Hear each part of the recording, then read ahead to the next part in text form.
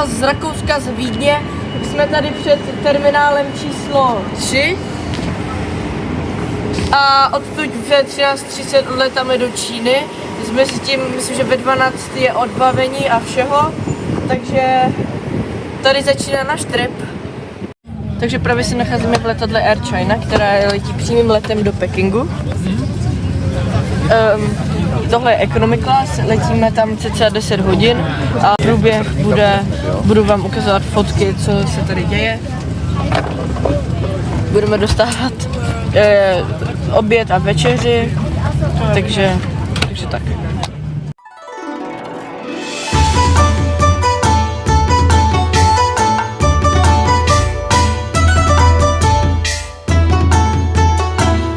Právě jsme dostali oběd. Já jsem si vybral, bylo to mezi kuřetem a nebo rybou.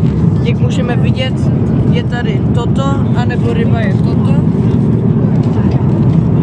Ryba vypadá trošku lépe, já jsem si vybral ale kuře. Uvidíme, jaké to je. Takže přátelé, teď jsme dostali lasagne jako asi večeři, tuším.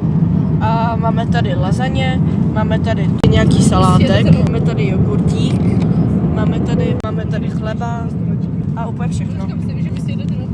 Tak, za 31 minut přistáváme v Pekingu.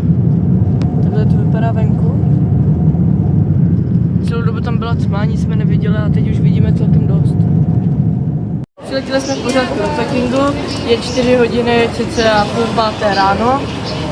Přesně 4:30. Letěli jsme kolem 8-9 hodin, nejsem si jistý. Teď budeme cca 4 hodiny čekat na další let, který letí do Šanghaje. Takže tak.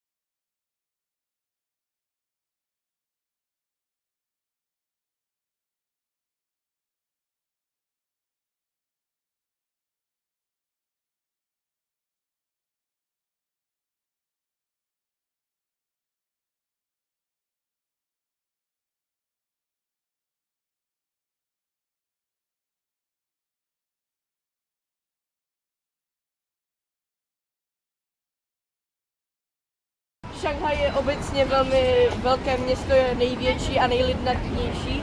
Je tady 25 milionů obyvatel v celém Šanghaji, což je 2x plus nějaká rezerva více než Česko. V Šanghaji obecně tady stojí přes 4 000 mrakodrapů. Zajímavostí. Do 18. května tady uspořádává Šanghaj festival kytek, jo? To tady jako není z festivalu, ale prostě je tady velký festival kytek. Je tady v Šanghaji, jak můžete vidět, tak je tady za náma, ale to tam jsou dál, je tady přes 4 000 mrakodrapů. Mrakodrap se určuje, když je nějaká budova vyšší než 100 nebo 150 cm, 100 až 150 metrů. Tady k tomu festivalu těch květin, tak tady třeba to taky není, to tady prostě normálně, ale tady neuvěřte, tady je prostě random, prostě jako obrovská socha. Zdravím vás z lodi, která objíždí nebo odplouvá tady takhle se otočila, ale vidíme takhle zblízka mrakodrapy, lomeno Šanghaj. Jak můžete vidět, je to tady hodně takové prostě ledkové, je tady prostě hodně barev, jde vidět, že to je moderní, protože to je jedno z nejmodernějších měst v Číně. Jak jsem říkal, tak když půjdete za mnou, tak jsou tady ty budovy, které jsou osvícené teple žlutým světlem.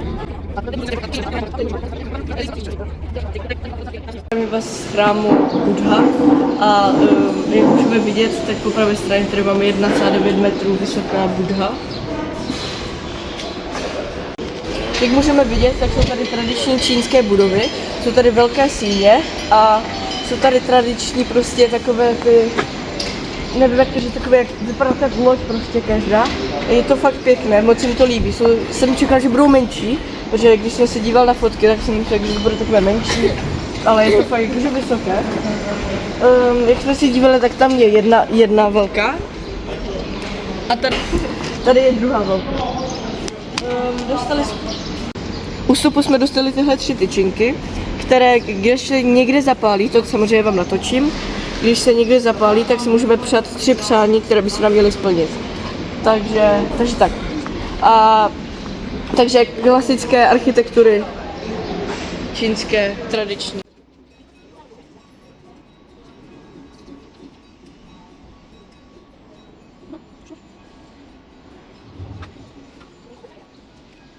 Aktuálně se nacházíme v zahradě Yu, která je stará cca 450 let a byla postavena v roce 1559. Byla postavena pro otce jednoho pána, který to nechal postavit pro otce, lomeno rodiče prostě, aby měli klid ve stáří. Nacházíme v muzeu lomeno prodejně prostě hedvábí. A můžeme se tady ukázat, jak se, protože Čína je obecně známá tím, že vyrábí hedvábí. Právě toto hedvábí, které je extrémně hebké. V těchto vajíčkách jsou larvy, v těch větších. Můžeme slyšet, že jich tam je třeba 5, jo? Taková rodinka, vlastně vyrostou a jdou pryč z toho vajíčka, tak jdou tady do prostřed, jo? Tady vidíme ty vajíčka, které a z těch vajíček potom vyrostou prostě ty larvičky. Tady vidíme stroj, který je prý přes 40 let starý a furt funguje. A tady přesto se vyrábí hedvábí. Když jsme tady byli se skupinkou, tak nám nechali tahat si hedvábí, jo. Jsme se tady v tom zamykali. Je to hrozně tenoučké a je to fakt jako hustý.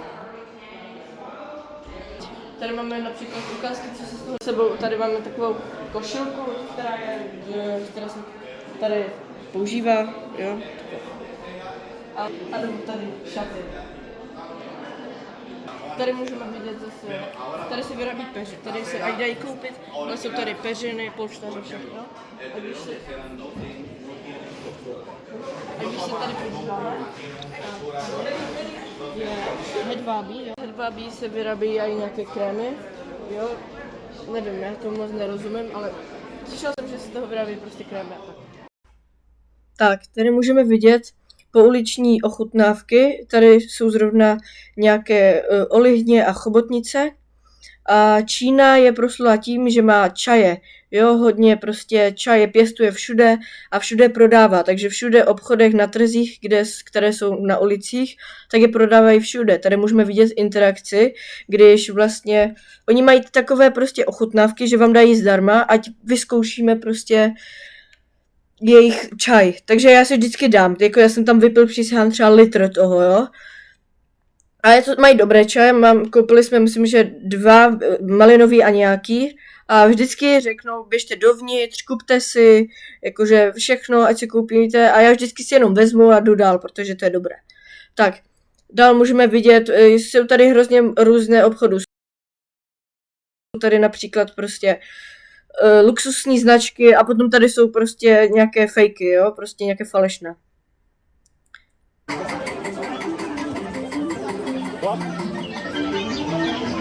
Dál tady můžeme vidět nějaké pochoutky, které tady na ulicích dávají, jo, tady zrovna třeba za chvilku budou,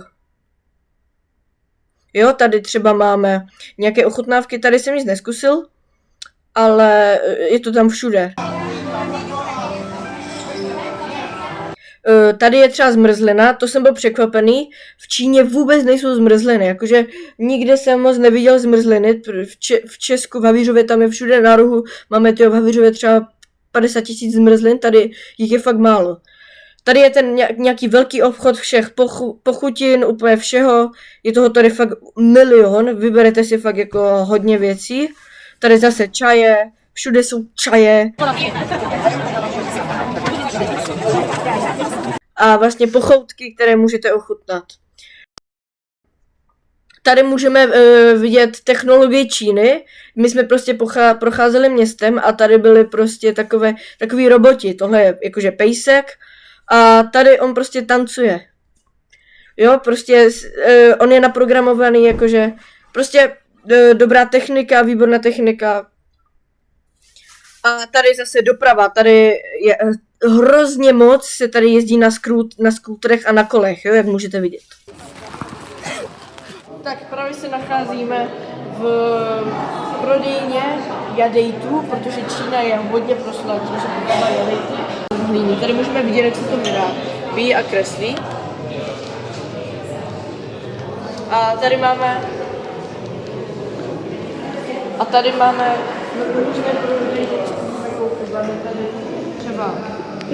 máme tady třeba sošku, máme tady třeba koně, tak samozřejmě už to budu zvedat. A máme tady, si myslím, že to je tygr, ale je to lev, který stojí 360 000 jenů.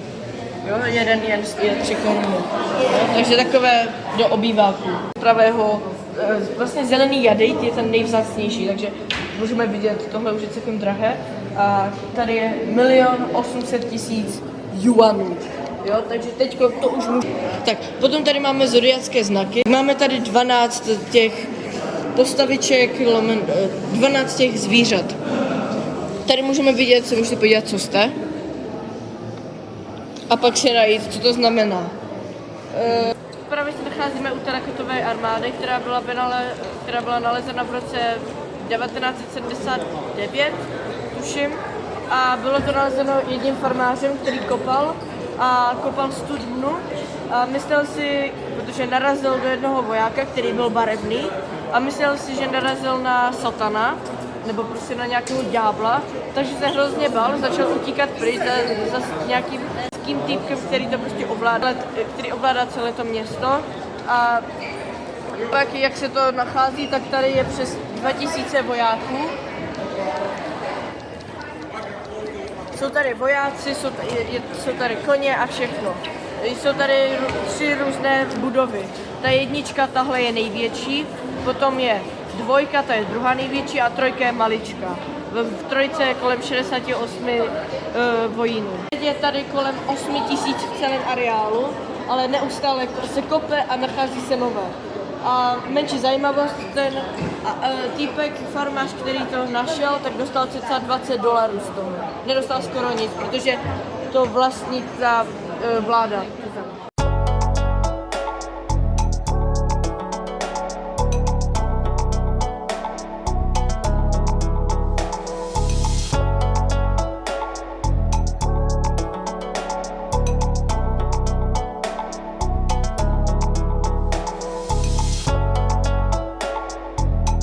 Tak, tady můžeme vidět jízdu rychlovlakem. Jízdu rychlovlakem já jsem si osobně užil, ale vlastně my jsme se předtím přepravovali a bylo to celkem náročné, protože jsme museli vstávat v 5 ráno a tak.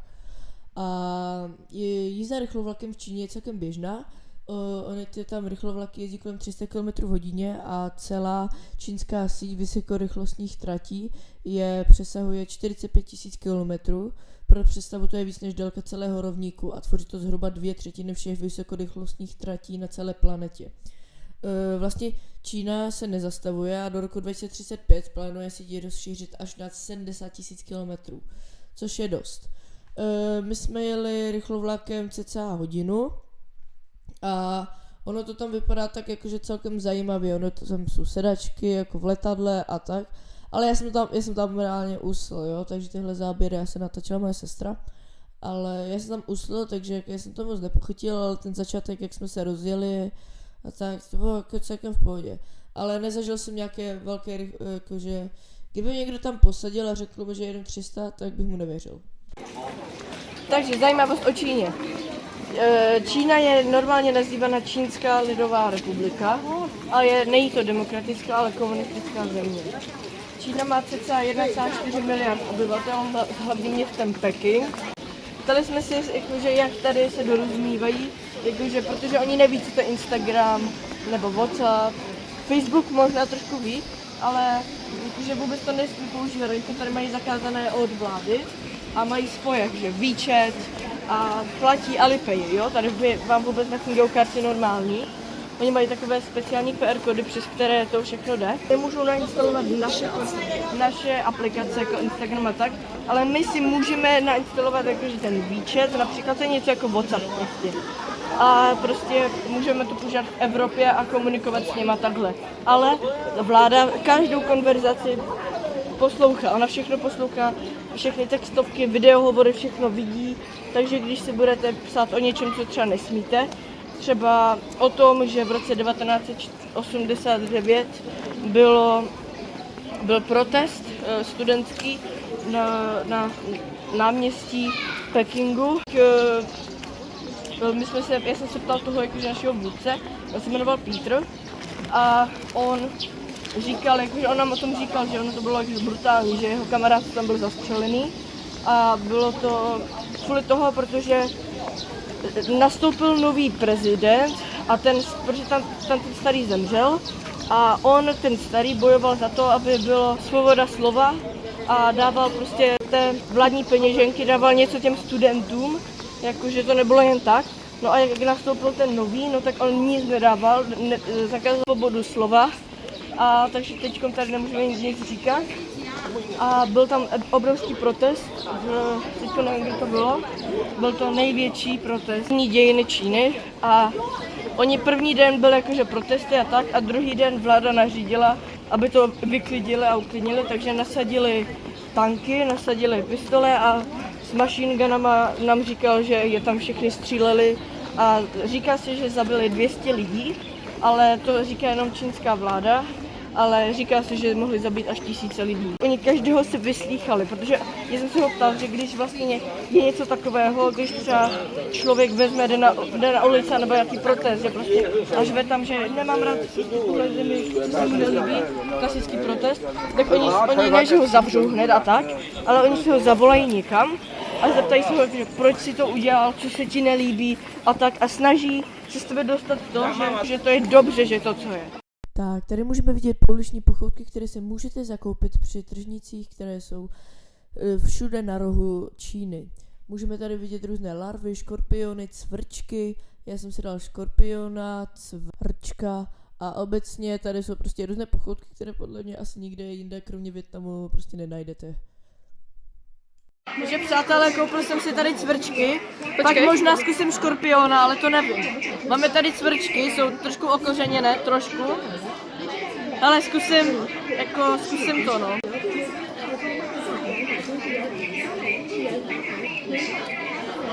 Sáhni, no.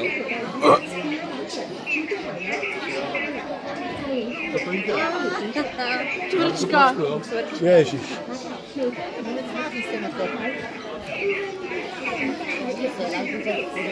Je to také pichlavý. Máte červíky. Takže teď zkusíme od každého něco. Máme tady nějaké dlouhé žížalu, nějaké 4 malé žížalky nebo něco, nějaké chrouby, nějakou larvu, nevím vůbec co, jako nevypadá to dobře. Tak jdeme zkusit velkou prvně.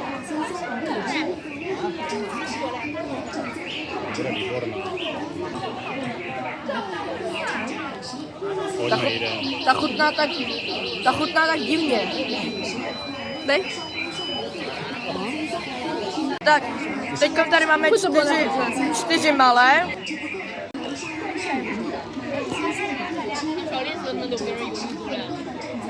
Také kyselé. To je divná. Tak, teď tady máme jako velkou larvu.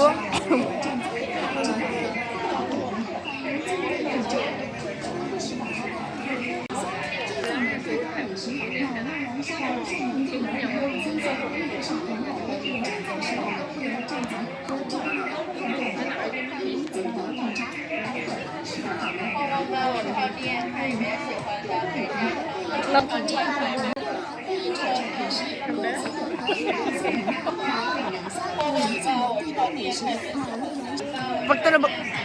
Dobré. No tak jsem tady nakonec dostal škorpiona, to zkusím, no.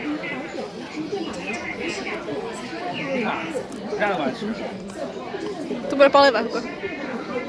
tak tomu říkám borec teda. Ale netváříš se nej. To je pikantní, že?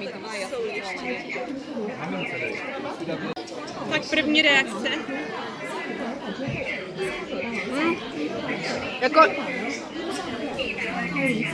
Je to také... Máme víc tak. Už to má...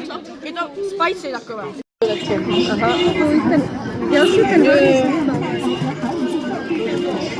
Asi ještě... Takže zdravím vás z hradby, která se nachází v Cianu. Byla tady příležitost, že se můžeme tu hradbu polovičně projet, protože celá má po obvodu 14 kilometrů, takže my si projedeme jenom 7, tady na kole a zpátky. A tahle stavba byla vytvořena proto, protože dynastie Ming nastala a dynastie před ní vymřela. Teď to tady dají nějaká muzika. Tak.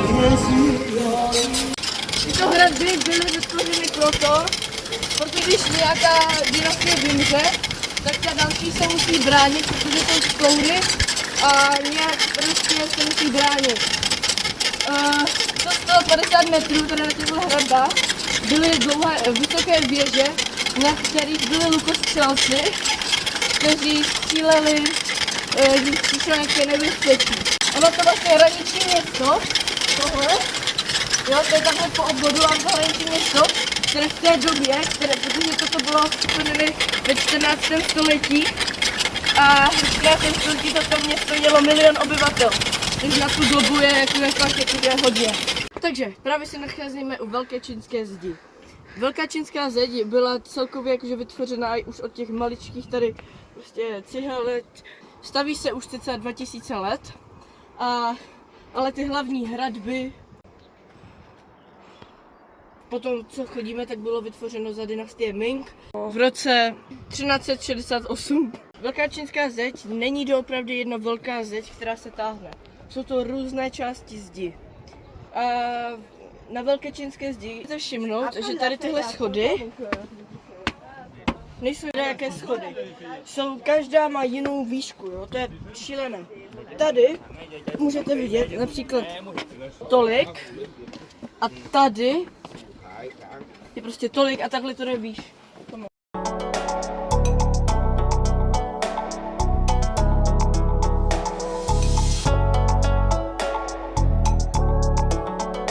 Velká čínská zeď, ale nebyla tady samozřejmě pro turisty nebo tak, sloužila k tomu, aby se obránili proti Mongolům.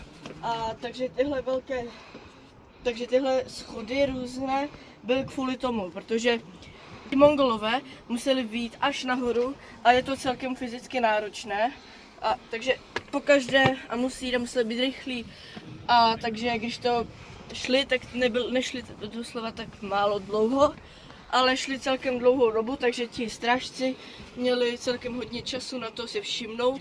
Když ti okolní strážci viděli, že někdo jde nahoru a třeba například ti Mongolové, že jdou nahoru, tak oni zapálili oheň, aby šlo vidět z ostatních věží, že něco se děje, takže oni hned nastavili šípy a tak a stříleli je z vrchu. Takže tak.